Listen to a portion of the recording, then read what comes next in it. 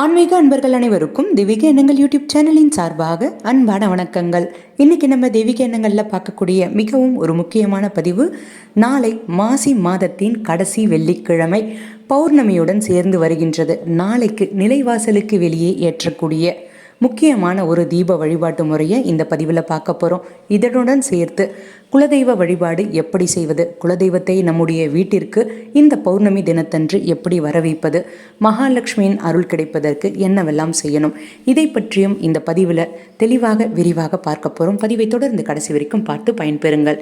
தெய்வீக எண்ணங்கள் சேனலை இப்போ தான் நீங்கள் முதல் முறையாக பார்க்குறீங்கன்னா கீழே இருக்கிற சப்ஸ்கிரைப் பட்டனை கிளிக் பண்ணிக்கோங்க, பக்கத்தில் இருக்கிற பெல் பட்டனையும் கிளிக் பண்ணிக்கோங்க. தினம்தோறும் ஒரு ஆன்மீக தகவல் கொடுக்குறேன், அது உடனே நோட்டிஃபிகேஷனாக வரும், நீங்களும் பார்க்கலாம். பொதுவாகவே மாதந்தோறும் வருகின்ற அமாவாசை மற்றும் பௌர்ணமி மிகவும் அதிசக்தி வாய்ந்த ஒரு நாள்.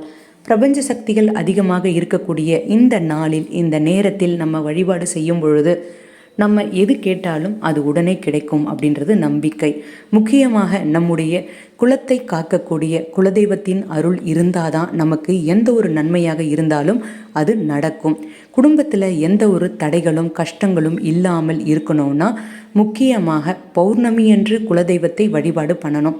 வீட்டில் சுபகாரியங்கள் நம்ம செய்வதாக இருந்தாலும் சரி, குலதெய்வ கோயிலுக்கு போயிட்டு குலதெய்வத்தை வணங்கிவிட்டு அதற்கப்புறமா குலதெய்வத்திற்கு விசேஷமான அபிஷேகங்கள் எல்லாமே செய்ததுக்கு அப்புறமா தான் நம்ம எந்த ஒரு விஷயத்தையுமே தொடங்க ஆரம்பிப்போம். அப்படியாகப்பட்ட குலதெய்வம் நம்ம வீட்டிற்கு வந்தால் நம்ம வீட்டில் எல்லா விதமான நன்மைகளும் நடைபெறும். குலதெய்வம் வீட்டிற்கு வர வைப்பதற்கு இந்த பௌர்ணமி தினத்தன்று ஏற்ற வேண்டிய தீபம் நிலைவாசலுக்கு வெளியே ஏற்றணும். எப்படி ஏற்றணும் அப்படின்றத பார்த்துடலாம். வீட்டில் குலதெய்வத்தின் படம் இருந்தாலும் சரி, இல்லாவிட்டாலும் சரி, குலதெய்வத்திற்கென்று தனியாக ஒரு தீபத்தை எப்பொழுதுமே ஏற்றி வைங்க. அந்த தீபத்தில் குலதெய்வம் வீற்றிருப்பது போல நீங்கள் கருதி வழிபாடு பண்ணணும். நீங்கள் இதை நினைத்து கொண்டு மனதில் கூட நினைத்துக்கலாம். மனதில் நினைத்து குலதெய்வத்தின் அருள் நமக்கு கிடைக்கணும் அப்படின்னு பிரார்த்தனை பண்ணிக்கோங்க. ஒவ்வொருடைய வீட்டிலையுமே குலதெய்வத்தின் அருள் பரிபூரணமாக கிடைத்துட்டாலே அந்த வீடு எதிர்மறை ஆற்றல்கள் எதுவுமே இருக்காது, நேர்மறை ஆற்றல்கள் அதிகமாக இருக்கும். அதே மாதிரி அந்த குலத்தையே குலதெய்வம் காக்கும் அப்படின்றது நம்பிக்கை. நாளைக்கு பௌர்ணமி தினத்தன்று நம்முடைய வீட்டிற்கு நிரந்தரமாக குலதெய்வத்தை நிலைத்து நிற்கக்கூடிய ஒரு அற்புதமான வழிபாட்டை தான் நம்ம இப்போ பார்க்க போகிறோம். என்ன பண்ணணும் அப்படின்றத பார்த்துடலாம். நாளைக்கு மாலை நேரத்தில் இந்த வழிபாடு பண்ணுங்கள். பௌர்ணமி திதி மத்தியானம் முடிந்தாலும் பரவாயில்ல, நாளைக்கு வெள்ளிக்கிழமை மாலை நேரத்தில் இந்த வழிபாட்டு நீங்கள் தவறாமல் பண்ணுங்கள். நிலைவாசலுக்கு வெளியே, அதாவது வீட்டிற்குள்ளே நுழைகின்ற நிலைவாசலுக்கு வெளியே இந்த ஒரு தீபத்தை ஏற்றி நீங்கள் வழிபாடு பண்ணணும். குலதெய்வம் எங்கு இருந்தாலும் பரவாயில்ல, நம்முடைய வீட்டிற்கு வந்து நமக்கு அருள் புரியணும், ஆசி புரியணும் அப்படின்னு நீங்கள் நினைப்பீங்க. அதனால் குலதெய்வத்தை நீங்கள் இந்த தீபத்தை ஏற்றி வைத்து வழிபாடு பண்ணிங்கன்னா கண்டிப்பாக வருவாங்க. மாலை 6 மணிக்கு மேலே நிலைவாசலுக்கு வெளியே இந்த தீபத்தை நீங்கள் ஏற்றுங்க. ஒரு தாம்பூலத்தட்டு எடுத்துக்கோங்க, அதில் மஞ்சள் பரப்பிக்கோங்க. ஒரு அகல் விளக்கை வைத்து நெய் ஊற்றி பஞ்சுத்திரி போட்டு கிழக்கு அப்படி இல்லைன்னா வடக்கு பார்த்தா மாதிரி இந்த தீபத்தை நீங்கள் ஏற்றுங்க. இந்த தீபத்தை ஏற்றும் பொழுது துணை விளக்காக நீங்கள் இன்னொரு தீபமும் பயன்படுத்தலாம். துணை விளக்கு அப்படின்றது ஒரு சிறிய அகல் விளக்கில் நீங்கள் நல்லெண்ணெயோ இல்லை திரும்பவும் பஞ்சுத்திரியோ போட்டு கூட தீபம் ஏற்றலாம்.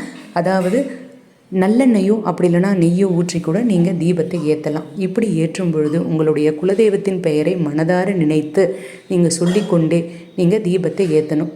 துணை விளக்கையும் வீட்டிற்குள்ளே எடுத்துகிட்டு வந்து பூஜை அறையில் நீங்கள் முதன்மையான விளக்குக்கு பக்கத்தில், அதாவது முதன்மையான விளக்கு ஏற்றிருப்பீங்கள்ல அதற்கு பக்கத்தில் நீங்கள் ஏற்றி வைங்க. துணை விளக்கை இப்படி வைங்க. நிலைவாசலில் குலதெய்வத்திற்குன்னு ஏற்றின விளக்கை வந்து நீங்கள் ஒரு 5 நிமிடம் கழித்து வீட்டில் பூஜை அறைக்கு நீங்கள் எடுத்துகிட்டு வரணும். இப்படி நிலைவாசலிலிருந்து நம்ம குலதெய்வத்தை வீட்டிற்குள்ளே நம்ம குலதெய்வத்தின் பெயரை சொல்லிக்கிட்டே எடுத்துகிட்டு வரணும். ஆக மொத்தம் துணை விளக்கும் குலதெய்வ விளக்கும் நீங்கள் வீட்டிற்குள்ளே எடுத்துகிட்டு வரணும். குலதெய்வத்தின் பெயரை 108 முறை சொல்லி வழிபாடு பண்ணுங்கள். 9 முறை சொல்லியும் வழிபாடு பண்ணலாம், 108 முறை சொல்லியும் வழிபாடு பண்ணலாம். இந்த தீபம் குறைந்தபட்சம் அரை மணி நேரமாவது எரியணும். இந்த தீபத்தை அப்படியே வீட்டு பூஜை அறையில் எடுத்துகிட்டு வந்து நீங்கள் அது தானாக குளிரணும், நீங்களாக அணைக்கக்கூடாது. இப்படி நீங்கள் செய்யும் பொழுது நமக்கு குலதெய்வத்தின் ஆசீர்வாதமும் அருளும் பரிபூரணமாக கிடைக்கும். நம்மை காக்கக்கூடிய கடவுளாக இருக்கக்கூடிய குலதெய்வத்தை நம்ம முழு மனதோடு இந்த மாசி பௌர்ணமி, அதுலேயும் மாசி கடைசி பௌர்ணமி அன்று வழிபாடு செய்யும் பொழுது நல்ல பலன்கள் கிடைக்கும். வீட்டில் அனைவருடைய வீட்டிலையுமே மகாலட்சுமி வழிபாடு அப்படின்றது தவறாமல் பண்ணணும்.